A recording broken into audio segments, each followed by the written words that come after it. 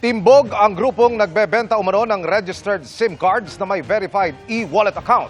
Mahigpit niyang ipinagbabawal lalo't posibleng magamit sa krimen at posibleng madamay ang sinumang nakaregister na pangalan.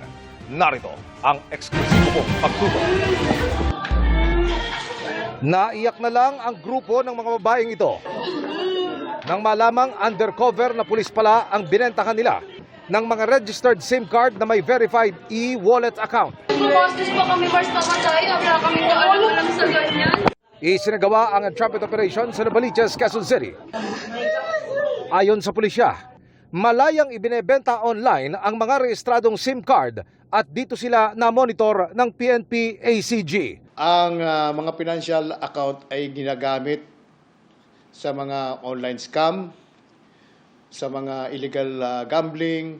Ayon sa PNP Anti-Cybercrime Group, ipinagbabawal ang pagbebenta ng mga rehistradong SIM card na may beripikado o lamang e-wallet account dahil bukod sa ginagamit sa krimen, madadamay ang sinumang nakaregister na bumili ng SIM card, pati yung lumikha ng e-wallet account. Dapat wag nilang ibenta ang kanilang sariling financial account. They should protect their own account. So they might be victims ng another crime na gagamitin ang kanilang pangalan at wala silang kamalay-malay, meron na rin silang kaso. Pero meron pa rin daw sumusugal dahil easy money ang racket na ito.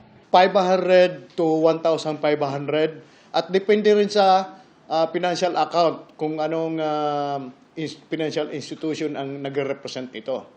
So, meron din na umaabot na 3,000. Patuloy naming sinusubok na makunan ng panig ang mga inaresto na ngayon ipinagharap na ng kasong paglabag sa Anti-Financial Account Scamming Act.